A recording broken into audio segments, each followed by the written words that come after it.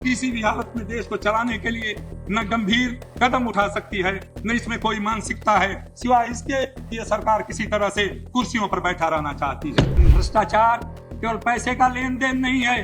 भ्रष्टाचार के साथ एक शब्द है हिंदी में जिसको सत्यनिष्ठा कहा जाता है, जिसको मैं अंग्रेजी में इंटीग्रिटी कहा जाता है।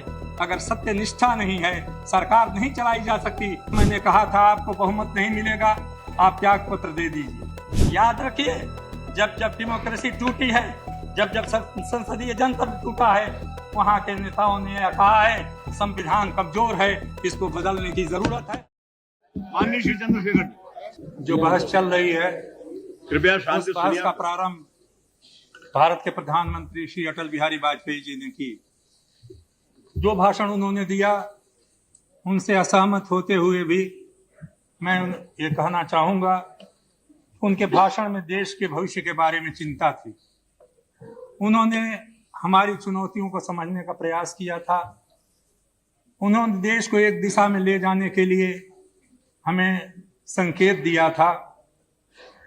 ये बात दूसरी है कि उसके बारे में विभिन्न विचार हों और मेरे विचार उनसे सहमत नहीं है, लेकिन गुरु आज भी हैं।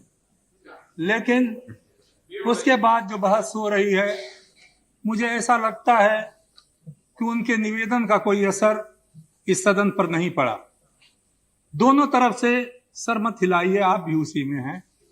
केवल एक दूसरे की आलोचना, एक दूसरे पर कटाक्ष, पुराने गीत दोहराने की बातें, पुरानी कुरीतियों का, पुराने कुकृत्यों का बखान इस सदन में हुआ है। भविष्य की चिंता कम दिखाई पड़ती है। मैं नहीं जानता कोई भी राष्ट्र जो केवल अतीत पर रोता रहेगा, वो नया भविष्य कैसे बना सकेगा। मैं इस सदन के सामने बड़े विनम्र शब्दों में अध्यक्ष सभापति महोदय कहना चाहता हूं, आज सारा देश और सारी दुनिया इस सदन की ओर देख रही है और ये समझती है कि भारत इस कठिन समय में, एक संकट की घड़ी में कुछ निर्णायक कदम उठाएगा। मैं मानता हूं कि सदन में हमको किसी पार्टी के लिए बहुत स्पष्ट बहुमत नहीं मिला। ये बात कोई दुनिया में निराली नहीं है।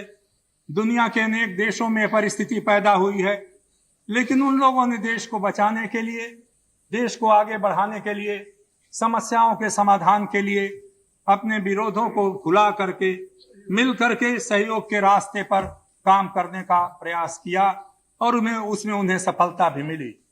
प्रधानमंत्री जी ने अपने भाषण का प्रारंभ यहीं से किया, लेकिन सभापति जी, बड़े विनम्र शब्दों से मैं कहना चाहूंगा कि प्रधानमंत्री जी, अगर आपने अपनी सरकार का प्रारंभ उसी तरीके से किया होता तो शायद इतनी कटुता इस सदन में आज नहीं होती। जो कुछ हुआ पिछले 20 दिनों में, उससे देश के मानस में और कम से कम इस सदन के सदस्यों के मानस में कटुता ही बढ़ी, आपस में टकराव की भावना ही बढ़ी। क्या अब भी हम सोचेंगे कि इससे हमें कोई लाभ नहीं होने वाला है? ये बात सही है।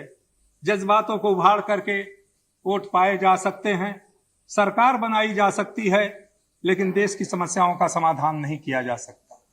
जज्बातों का उभारने का जो पुराना काम हुआ, उसकी चर्चा मैं नहीं करूंगा। वो घाव अब भी हरे हैं।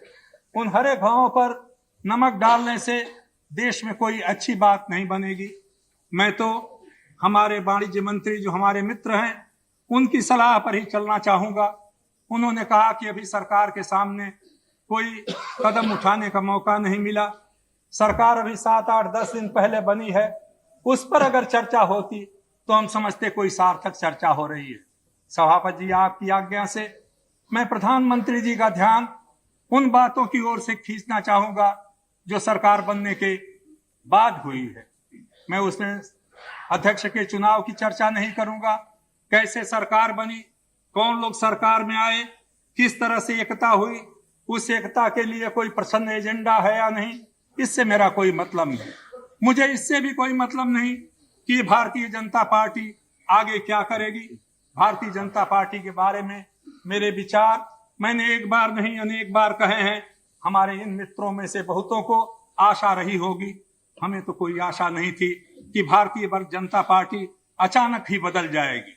चाहे जो कुछ भी आप कहें, आप बदलने के लिए स्वतंत्र नहीं हैं, क्योंकि भारतीय जनता पार्टी संघ परिवार का एक सदस्य है और भारतीय जनता पार्टी ये जानती है कि राष्ट्रीय स्वयंसेवक संघ से हमारा जितना भी विरोध हो वो संगठित, निष्ठावान, संकल्प वाले नवयुवकों का एक संगठन है।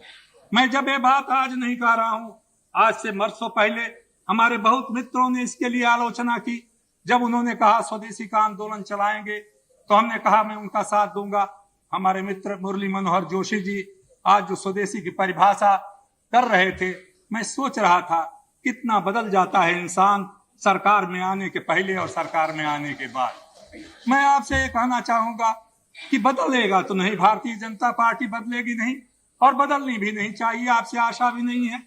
लेकिन जब सरकार चला रहे हैं, जब प्रधानमंत्री जी ये कह रहे हैं कि हमको सहमत का रास्ता अपनाना ढूंढना चाहिए, मिलकर के काम करना चाहिए, तो मैं कुछ सवाल आपके सामने रखना चाहूंगा। समझौते क्या हुए, किसके कितने मंत्री होंगे, ये बातें अलग की हैं। मंत्री आते हैं चले जाते हैं, प्रधानमंत्री आएंगे चले जाएंगे, ये देश रहेगा। लेकिन कुछ बुनियादी सवालों पर मैं प्रधानमंत्री जी से जरूर चाहूंगा कि इस देश के बारे में आप हमें बताएं कि किस रास्ते पर इस देश को ले जाना चाहते हैं। क्या सहमत का रास्ता उस तरीके से बनेगा जो तरीका आपने अपनाया है आज तक पिछले 20 दिनों में? क्या आप समझते हैं कि विरोधी पार्टियां आपके बहुमत पा जाने से आपके पीछे लग जाएंगी? क्या आप समझते हैं कि विरोधी पार्टियां आपका विरोध करना छोड़ देंगी? मैंने पिछली बार एक बात कही थी, उससे आपके लोग बहुत नाराज हुए थे। तब मैंने कहा था आपको बहुमत नहीं मिलेगा, आप त्याग पत्र दे दीजिए। आज वो बात मैं नहीं कहता क्योंकि मैं नहीं जानता आपको बहुमत मिलेगा या नहीं। लेकिन प्रधानमंत्री जी, आप विदेश मंत्री रहे हैं, आपके निकट संपर्क में रह करके मुझे काम करने को मौका मिला है। मैं ऐसे आपसे जानना चाहता हूं, भारत के प्रधानमंत्री जो संयोग से विदेश मंत्री हैं, क्या आप चीन के बारे में अपनी नीतियां बदलने वाले हैं? क्या तिब्बत के ऊपर भारत का दृष्टिकोण बदला है?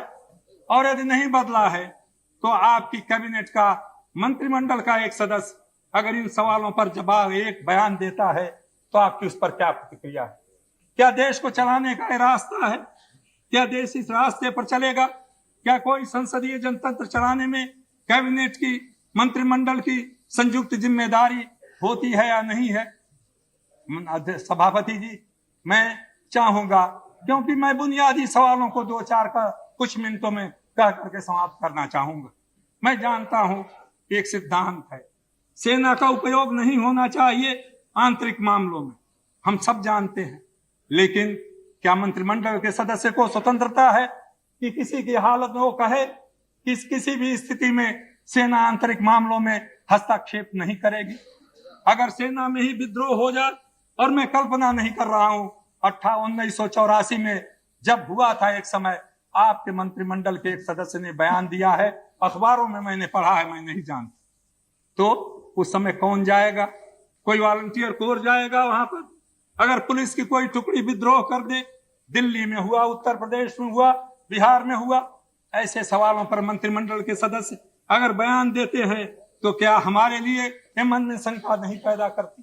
क्या हमारे मन में नहीं लगता कि यह सरकार किसी भी हालत में देश को चलाने के लिए न गंभीर कदम उठा सकती है, न इसमें कोई मानसिकता है, सिवाय इसके कि यह सरकार किसी तरह से कुर्सियों पर बैठा रहना चाहती है? अगर भविष्य के बारे में चिंता होती तो इन बुनियादी सवालों पर जरूर आपका संकेत जाना चाहिए अपने मंत्रिमंडल के सदस्यों के बारे में। मैं नहीं जानता कोई दोषी है या नहीं भ्रष्टाचार का। मैं आप उन लोगों में से हूं जिसने बार बार इस सदन में और सदन के बाहर बात कही है कि जब तक कोई भ्रष्ट न्यायालय से साबित न हो जाए, उसको भ्रष्ट कह करके उसकी मर्यादा को मत गिराओ। एक व्यक्ति के लिए नहीं कहा, मुझे इस बात को कहने में आज भी गौरव है। आडवाणी जी पर जब लगा था आरोप, मैंने कहा अखबारों के जरिए कि मैं नहीं विश्वास करता कि आडवाणी जी इस तरह का कोई काम करेंगे। उसके लिए मेरी आलोचना हुई। लालू प्रसाद यादव के लिए मैंने कहा, मैंने माधवराव सिंधिया के लिए कहा, मैंने सुखराम के लिए कहा। उस समय मेरी बड़ी आलोचना हुई और अध्यक्ष सभापति जी, हमारे इन तरफ के बैठे हुए मित्रों ने हमारी बड़ी कटु आलोचना की, व्यंग के शब्द कहे, हम नहीं जानते कब किससे जनतंत्र में मदद लेनी पड़ जाए। किसी के चरित्र को गिरा देना आसान है, किसी के व्यक्तित्व को तोड़ देना आसान है। आडवाणी के व्यक्तित्व को तोड़ सकते हो, लालू को मिटा सकते हो, मुलायम सिंह को गिरा सकते हो, एक कल्पनाथ राय को हटा सकते हो जनता की नजर से, लेकिन हम में और आप में सामर्थ्य नहीं है कि हम एक दूसरा आडवाणी या दूसरा लालू प्रसाद यादव या मुलायम सिंह या कल्पनाथ बना दे। इस बात को हमेशा हमें याद रखना चाहिए। आज किस तरह से हम मुंह छिपा रहे हैं एक दूसरे से, उन नामों को लेकर के बार बार चर्चा होती है, तो मुझे लगता है क्या वही अतीत के कट स्मृतियां जगाते हुए हम भारत के नए भविष्य को बनाना चाहते हैं? इस बात पर फिर से गौर कीजिए। भ्रष्टाचार मिटना चाहिए क्योंकि आपकी एक एजेंडा का एक अंग है, लेकिन भ्रष्टाचार केवल पैसे का लेन देन नहीं है। भ्रष्टाचार के साथ एक शब्द है हिंदी में जिसको सत्यनिष्ठा कहा जाता है, जिसको मैं अंग्रेजी में इंटीग्रिटी कहा जाता है। अगर सत्यनिष्ठा नहीं है, सरकार नहीं चलाई जा सकती। और सत्यनिष्ठा का पहला प्रमाण है कि जो जिस पद पर है उस पद की जिम्मेदारी को निभाने के लिए, उत्तरदायित्व को निभाने के लिए आत्मनियंत्रण रखे और कम से कम अपनी वाणी के ऊपर संयम रखे। ये नहीं हुआ अध्यक्ष महोदय, सभापति महोदय, मैं निवेदन करूंगा। दूसरा, आपने स्वदेशी का जिक्र किया। मुरली मनोहर जी होते तो बहुत अच्छा हो। हमारे वित्त मंत्री जी हैं, हमारे मित्र हैं। कल इन्होंने कहा बुद्धिमान व्यक्ति हैं, बहुत सोच समझ के शब्दों का इस्तेमाल किया। लिबरलाइजेशन चलता रहेगा, उदारीकरण चलेगा, लेकिन स्वदेशी भी चलेगा। अभी मुरली मनोहर जब बोल रहे थे हिंदुस्तान हिंदुस्तानियों के हाथ मिले बनेगा, ये हमारी एजेंडा में लिखा है। क्या स्वदेशी का प्रमाण नहीं है? क्या दुनिया में यही स्वदेशी की अवधारणा है? क्या यही गांधी जी की अवधारणा है? पता नहीं किसने कहा था, मैंने सुना कहीं कि शरद पवार को गांधी जी की स्वदेशी का की याद नहीं। जिन सज्जन ने कहा था उनको मैं याद दिलाना चाहता हूं, गांधी जी ने 1930 में विदेशी कपड़ों की होली जलाई थी। गांधी जी ने विदेशी वस्तुओं के बहिष्कार की बात की थी। हमारे मित्र कह रहे थे अभी एक इस तरफ से स्टील अथॉरिटी ऑफ इंडिया बंद होने को है। मैं आपसे पूछना चाहता हूं, क्या बाहर से आने वाली स्टील पर आप रोक लगाने के लिए तैयार हैं? स्टील अथॉरिटी के अफसरों का कोई दोष नहीं, वहां कोई कमी नहीं आई है। जिस तरह बाहरी दुनिया से आयात हो रहा है स्टील का, जिस तरह से केवल स्टील नहीं, फर्टिलाइजर, दूसरी चीजें हमारी कंपनियां बंद हो रही हैं। आप बेरोजगार मिटाने का वादा इस एजेंडा में करते हो और चाहते हो कि देश इस पर विश्वास करे कि आप बेरोजगार मिटा दोगे। क्या ये देश चलाने का रास्ता है? क्या ये सब काम हुए हैं सरकार बनने के बाद? और मैं आपकी सरकार से जानना चाहता हूं, खासतौर से प्रधानमंत्री जी आपसे, क्या इस तरह से झूठे वादों के ऊपर लोगों को भ्रम में डालकर बहुत आशा दिलाई जा चुकी, बहुत लोगों के दिलों में विश्वास दिलाया गया, बहुत बार विश्वास टूटे, एक बार फिर उस विश्वास को अगर आप तोड़ेंगे तो शायद जनतंत्र टूट जाएगा। और इसीलिए हम आपके इस विश्वास तोड़ने की कला का विरोध करते हैं। आपसे मैं निवेदन करना चाहूंगा अध्यक्ष महोदय, अभी हमारे मित्र बड़े विशेषज्ञ हैं वाणिज्य मंत्री जी, उन्होंने कहा कि हमने केवल कहा है कॉन्स्टिट्यूशन रिव्यू होगा। हमने कितने बार अमेंड किया है? मैं समझता हूं हमसे ज्यादा उनको अंग्रेजी आती है। अमेंड करने में और रिव्यू करने में अंतर होता है। यहाँ पर बहुत से संविधान के ज्ञाता बैठे हुए हैं। जब आप कॉन्स्टिट्यूशन रिव्यू करने की बात करते हैं अपनी एजेंडा में, क्या इस पर चर्चा आपने न्यायविदों से की है? क्या दूसरी पार्टियों की सहमत ली है? क्या इस पर कोई चर्चा है? किस दिशा में आप संविधान को रिव्यू करने जा रहे हैं? याद रखिए, जब जब डेमोक्रेसी टूटी है, जब जब संसदीय जनतंत्र टूटा है, वहां के नेताओं ने कहा है संविधान कमजोर है, इसको बदलने की जरूरत है। मैं संकेत जो देखता हूं ये खतरनाक संकेत है। मैं नहीं जानता आपके इरादे क्या हैं, लेकिन भाषा का इस्तेमाल करते हुए दुनिया के इतिहास को नजर में रखिए। अगर दुनिया के इतिहास में नजर नहीं रखेंगे तो याद रखिए यहाँ के कुछ सदस्य ही आपकी बातें नहीं सुन रहे हैं। इस एजेंडा को केवल हम ही नहीं पढ़ रहे हैं, सारी दुनिया के लोग इस एजेंडा को देख रहे हैं। आपने जो एजेंडा बनाई है वो एक भयंकर दिशा में संकेत करती है। और उस भयंकर दिशा में संकेत करने के लिए मैं नहीं जानता आपने जानबूझ करके ये किया है या अनजाने किया। मुझे हैरानी होती है, यहाँ हमारे सूचना प्रसारण मंत्री जी बैठी हुई, कल उन्होंने हिंदुत्व की परिभाषा सुनाई सदन में। मैं भी उनका भाषण कहीं बैठा सुन रहा था, क्योंकि उस समय मैं सदन में उपस्थित नहीं हो रहा था। और वही हिंदुत्व की परिभाषा श्री मुरली मनोहर जोशी जी ने आज बताने की कोशिश की।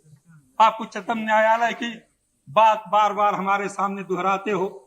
हिंदुत्व की परिभाषा मैंने इस सदन में प्रधानमंत्री की हैसियत से कहा है, मुझे इस बात का अभिमान है कि मैं हिंदू हूं, लेकिन मेरी दृष्टि में हिंदुत्व क्या है ये भी मैंने उसमें कहा था। मैं आपसे जानना चाहूंगा प्रधानमंत्री जी, खास तौर से अभी उन्होंने सर सैयद अहमद की एक किताब पढ़ करके सुनाई। मैं इसका जिक्र नहीं करता, लेकिन इस तरह को किताबों को पढ़ करके किसको भ्रम में रखना चाहते हैं आप। 1939 में इसी देश में किताब छपी थी, वी इंडियन नेशनहुड डिफाइंड। उसमें लिखा है, एक प्योरिटी ऑफ रेस का रास्ता हमको हिटलर ने बताया है, भारत के लिए वो रास्ता देखने और समझने योग्य है। उसमें लिखा है कि माइनॉरिटी को नागरिकों का अधिकार नहीं होगा। उसमें लिखा है कि ये हमारे देश में केवल एक अतिथि के रूप में है, जितने दिन बहुमत के लोग हैं चाहे रहे, नहीं तो उनको इस देश से बाहर जाना पड़ेगा। और मैं समझता हूं इसमें बैठे हुए सब प्रमुख बीजेपी के लोग और जो राष्ट्रीय स्वयंसेवक संघ के लोग हैं उस किताब को पढ़े होंगे। 1939 में लिखी गई उस किताब का क्या कभी आपने खंडन किया? क्या कभी आपने कहा कि उसमें हिंदुत्व की जो परिभाषा दी गई है उससे राष्ट्रीय स्वयंसेवक संघ या बीजेपी सहमत नहीं है? आसान है अडवाणी जी, मैं आपकी बड़ी इज्जत करता हूं, ये कह देना कि आपकी सरकार, आपकी पार्टी इस बात से सहमत नहीं है। क्या आप में ये शक्ति है कि आप राष्ट्रीय स्वयंसेवक संघ से असहमत जाहिर कर सकते हैं? मैं नाम नहीं लेना चाहता। उस पुस्तक जिसका उल्लेख किया आदरणीय श्री चंद्रशेखर जी ने, उसके लेखक ने ही उससे अपने को असहमत किया। गुरुजी ने कहा कि मैं उससे सहमत नहीं। मैं चाहूंगा अगर ये बात है तो फिर आरएसएस को कोई कठिनाई नहीं होनी चाहिए कि उसको कहे कि उस पुस्तक में जो विचार व्यक्त किए गए हैं उससे आरएसएस असहमत है और उससे बीजेपी का कोई संबंध नहीं है। अगर ये बात वो अगर हो जाए तो ये बात बहुत अच्छी। मैं आपसे पूछना चाहता हूं दूसरी बात, आप राष्ट्र को नई दिशा देने वाले हैं, नई राजनीतिक संस्कृति है। क्या वो राजनीतिक संस्कृति है मुझे मालूम नहीं, लेकिन उसमें लिखा गया है कि एक नई राजनीतिक संस्कृति बनेगी। क्या वो संस्कृति वही होगी जिसका प्रदर्शन 2 दिनों से इस सदन में हो रहा है? एक तरफ से नहीं, दोनों तरफ से।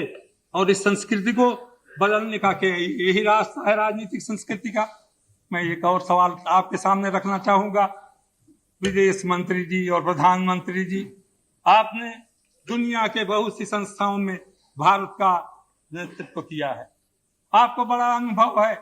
मुझे याद नहीं, शायद आपको ज्यादा याद हो, ईदी अमीन के अलावा दुनिया में कोई दूसरा राष्ट्र नायक है जिसने बयान दे के कहा हो कि हम एटम बम बनाएंगे? आपकी मंत्रिमंडल का एक सदस्य अखबार के सामने प्रेस कॉन्फ्रेंस करके कहता है मैं एटम बम बनाऊंगा, और दूसरे ही दिन पाकिस्तान से मांग आती है कि इंडिया के ऊपर सैंक्शन लगाया जाए। क्या अपने पड़ोसियों के साथ रिश्ते सुधारने का ये पहला कदम है जो आपकी सरकार उठा रही है? मैं आपसे जानना चाहता हूं, इन सवालों का जवाब ये देश आपसे चाहता है। इन सवालों का जवाब देश नहीं दुनिया जानना चाहती है। इन सवालों का जवाब देने बिना कहां जाएंगे हम? मैं नहीं चाहता कि विवादास्पद सवालों को उठाया जाए, लेकिन इस देश में हमने अंग्रेजी और हिंदी में सारे काम करने को तय किया था। हमने ये कहा था सब भाषाओं को समान आदर दिया जाएगा। आपने लिखा है कमीशन बनेगा, 19 भाषाओं को वही दर्जा दिया जाएगा जो अंग्रेजी और हिंदी को दिया जाएगा। इसी सदन में नीतीश जी बैठे हुए हैं, सैकड़ों बार तो इनके मुंह से मैंने सुना है हिंदी का अनुवाद कहाँ है। अब 19 भाषाओं का अनुवाद नीतीश जी आपको करना पड़ेगा अगर आपकी एजेंडा लागू हो गई। क्या एजेंडा लागू करते समय आपने सोचा इसका दूरगामी परिणाम क्या होगा? कुछ लोगों को प्रसन्न करने के लिए क्या भारत के भविष्य के साथ सारे इस कार्य पद्धति के साथ ये खिलवाड़ किया जा सकता है? क्या इस तरह की बातें हमारी गैर जिम्मेदाराना हरकत की परिचायक नहीं है? इन सवालों पर हमें और आपको गौर करना पड़ेगा। मैं कहता हूं, जज्बातों के साथ बहुत खेल चुके हम सब लोग। जात का सवाल हो, धर्म का सवाल हो, भाषा का सवाल हो, क्षेत्रीय सवालों के ऊपर हम एक दूसरे को भड़का करके साथ लेकर के बहुत कुछ कर सके। 4 राज्य आप बना रहे हैं, मैं समझता हूं आप अवगत हैं। यहाँ नेता विरोधी दल बैठे हुए हैं, केवल उनके राज्य में 4 और राज्य बनाने, 3 और राज्य बनाने की मांग चल रही है। क्या होगा विदर्भ का, क्या होगा मराठवाड़ा का, क्या होगा सौराष्ट्र में, क्या होगा दूसरी जगहों का, तेलंगाना का? एक जगह नहीं, कोई राज्य ऐसा नहीं है। 16 या 18 उस दिन बोडो के हमारे साथी सवाल उठा रहे थे। क्या आप ये काम कर सकते हो? प्रधानमंत्री जी, वो दिन आपको याद है जब पहली बार जनता पार्टी की सरकार बनी थी और उसमें जयप्रकाश नारायण के नेतृत्व में ये कहा गया था कि हम छोटे राज्य बनाएंगे। पहली पार्लियामेंट्री बोर्ड की मीटिंग में हमारे वरिष्ठ नेताओं ने ये कहा था छोटे राज्य बनाने का काम हाथ में ले लें। मैंने हाथ जोड़ करके निवेदन किया था, एक मेरी प्रार्थना सुन लीजिए। गांधी जी का नेतृत्व था, राष्ट्रीय आंदोलन की सहमत थी, राजेंद्र बाबू राष्ट्रपति थे, पंडित जवाहरलाल नेहरू प्रधानमंत्री थे, सरदार पटेल गृह मंत्री थे। उस समय जब भाषावार जो सिद्धांतों के आधार पर भाषावार राज्य बनाने की बात थी, हमने उसको स्वीकार किया था। कितना खून बहा था इस देश में, और उस समय का देश हिंदुस्तान ऐसा नहीं था जो आज है। 1977 में हमने अपने नेताओं से कहा था कुछ और काम कर लीजिए, तब इसके बाद छोटे छोटे राज्य बनाने का काम कीजिए। छोटे राज्य की कल्पना से हमारा कोई विरोध नहीं है श्रीमान, लेकिन क्या यही अवसर है जब चारों तरफ तूफान खड़ा हो रहा है, छोटे छोटे मुद्दों पर आतंकवाद जैसी स्थिति पैदा हो रही है, तो क्या 4 राज्य बनाओगे तो 12-14 जगहों से मांगे नहीं उठेंगे? क्या उसके बारे में कभी सोचा? क्या उन 4 राज्यों का कुछ ज्यादा दबाव था, चाहे असेंबलियों का प्रस्ताव हो? ये काम मत कीजिए। ये खिलवाड़ अगर देश की राजनीति के साथ होगा, फिर देश के भविष्य के साथ एक बड़ा भारी विश्वासघात होगा। मैं इसलिए आपसे निवेदन कर रहा हूं इन सवालों पर।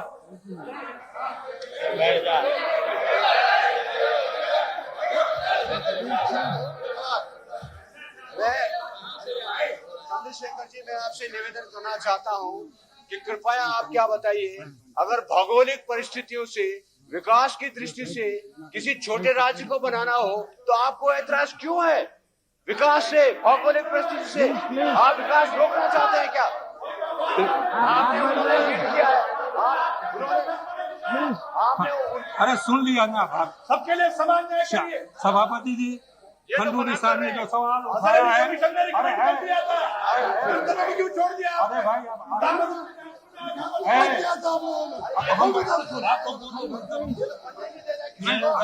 अगर सभापति, हम इस माहौल में नहीं बोल सकते, पहले आप लोग बोल लीजिए तब मैं बोलूं। मैंने खंडूरी साहब की बात सुनी, उनकी जो वेदना है उसको मैं समझता हूं। हमारे देश में अनेक ऐसे क्षेत्र हैं जहां पर विकास का काम नहीं हुआ, और उस बात को मैं जानता हूं। लेकिन खंडूरी साहब, हमारे संविधान में उसके लिए प्रोविजन है। जितने अविकसित इलाके हैं वहां पर विकास परिषदें बना करके, उनके यहाँ विशेष योजनाएं चला करके, उनके यहाँ लोगों को अधिक पैसा दे करके विकास का काम किया जा सकता है। वो पहला कदम ही नहीं उठाया गया।